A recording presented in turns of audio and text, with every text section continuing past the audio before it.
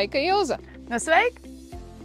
Mēs tev esam sagatavojuši 10 jautājumus, vai esi gatava atbildēt? Aiziet! Nu tad sākam. Ilze, vai tu šobrīd dzīvo Zentenē?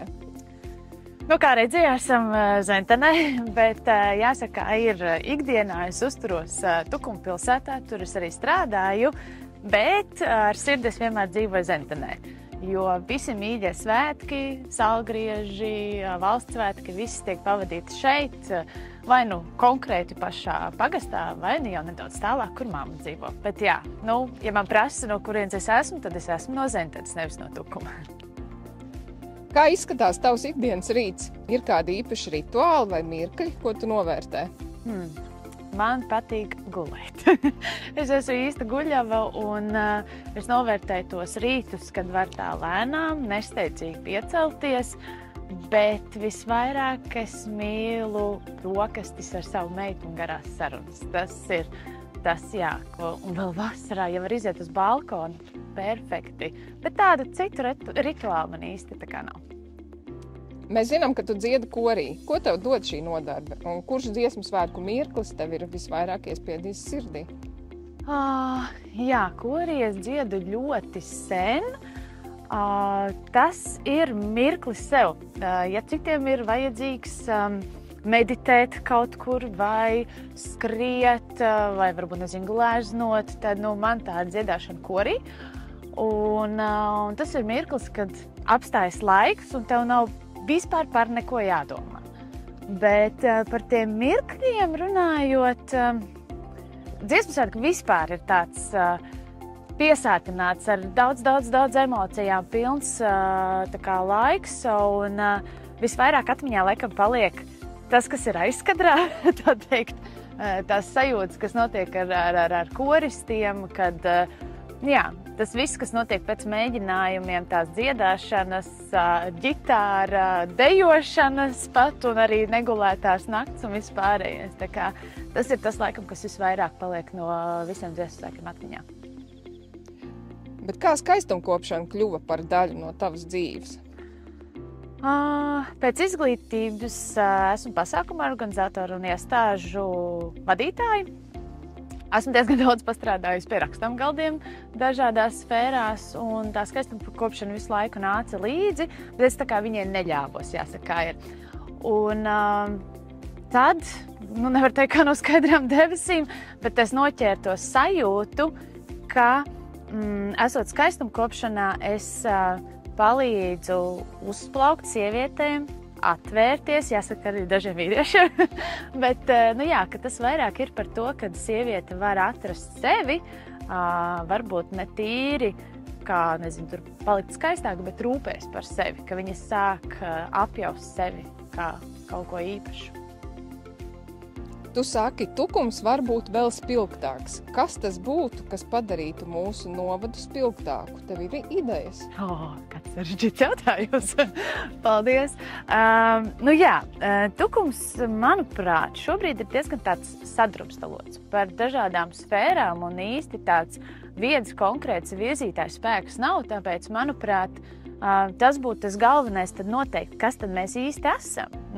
Vai mēs esam rožu pilsēta, tad mums visu laiku ir rožu svētki, vai tomēr, un pievilkt varbūt klāt arī literātus un šo sadaļu, vai attiecīgi sākt skatīties varbūt uz kaut ko citu. Lai tas sauklis ar to, ko mēs ejam, lai viņš sajiet kopā. Bet par to, lai mēs būtu spilgtāki, ļoti labs piemērs ir šī spoguļu siena, kas šobrīd, piemēram, ir Tukumā, kas ļoti daudzus cilvēkus pievelk tieši šai konkrētai vietai. Viņi grib iekāpt vilcienā un atbrauc līdz Tukumam, lai nofotografētos un ielikt Instagramā. Un visiem uzreiz jautājums, wow, kas ir tā vieta? Tad tas ir tas, kas ir jārada. Wow, kas ir šī te vieta? Un kas tavuprāt būtu jādara, lai jaunieši pēc skolas vēlētos palikt tepat novadā, nevis doties prom? Tā kā jāsāk skatīties atpakaļ pagātnē, kad es biju jaunietis. Tā teikt, jau pēc vidusskolas, kas man lika palikt šeit un atgriezties, tas laikam bija skolas laikā iepazītie cilvēki, kuri bija diezgan aktīvi Un mēs tajā laikā ļoti tālajā senā izveidojām Tukuma jauniešu televīziju.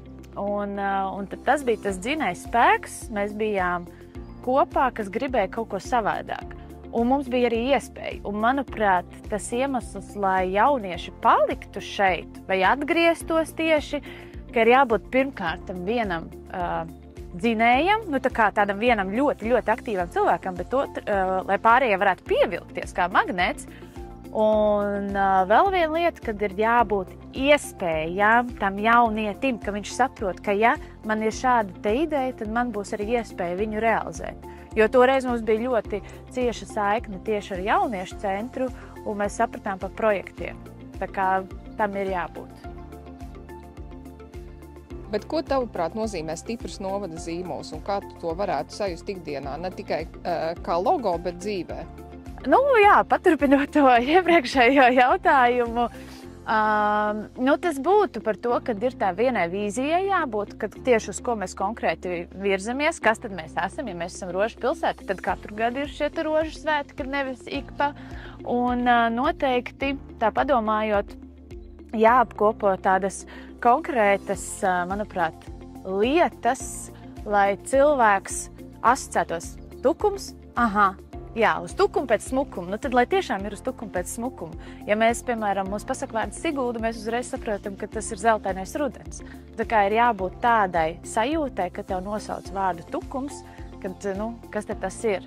Tā kā, protams, uzreiz nevar pateikt 100% vienu atbildi, bet to apsmadziņojot un noteikti attīstot, var atrast to vienu, uz ko fokusēties. Tu iepriekš teici, ka esi mācījusies kultūras jomā, tad varbūt var pateikt, kādu kultūras iniciatīvu tu pati labprāt īstenot mūsu novadā? Es nezinu, vai tā būtu kultūras iniciatīva, bet tā kā es aktīvi šobrīd arī darbojos biedrībā Zentens izaugsme, un mēs jau esam realizējuši vairākus projektus, tad šobrīd, neteikšu skaļi, jo vēl tikai viss ir plānā, ar šo te līdzdalības budžetu šobrīd tiek plānots diezgan vērienīgs projekts, kas, manuprāt, varētu kalpot arī kā kultūras piesaistē un tajā pašā laikā aktivizēt gan vietējo kultūru, gan uzņēmēju darbību, jau veidojot tādu lielu kopumu, kad cilvēki uz šeit grib atbraukt, viņam ir punkts A, B, C, D, skaidrs maršruts, kur viņš tiks, ko viņš izdarīs un ko viņš varēs saņemt.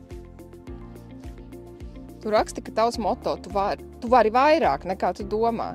Kad pēdējo reizi tu pati sev to atgādināji? Katru dienu. Es tiešām to sev atgādinu katru dienu, jo ir tie mirkļi, kad šķiet, es taču vairāk neko nevaru. Bet, ja tu apņemies un dari, tad atrod šo te enerģiju, un laikam jau ir jābūt tam, nevar teikt īstiem iemeslam, bet, ja tev acis deg, tad tu atradīsi laiku tam, ko tu gribi realizēt. Ja acis nedeg, tad vienmēr būs atbilde, man nav laika. Un tad noslēgumā, ko tu teiktu kādam, kurš šaubās, vai vispār iet balsot 7. jūnijā? Ja tev ir svarīga vieta, kurā tu dzīvo, tad pilnīgi noteikti tev ir jāiet un jābalso un jāizdara sava izvēle, jo es neticu, ka starp visiem kandidātiem nevar atrast to vienu, ar kuru tu esi tādā ciešā sasaistē un miedarbībā. Paldies! Paldies!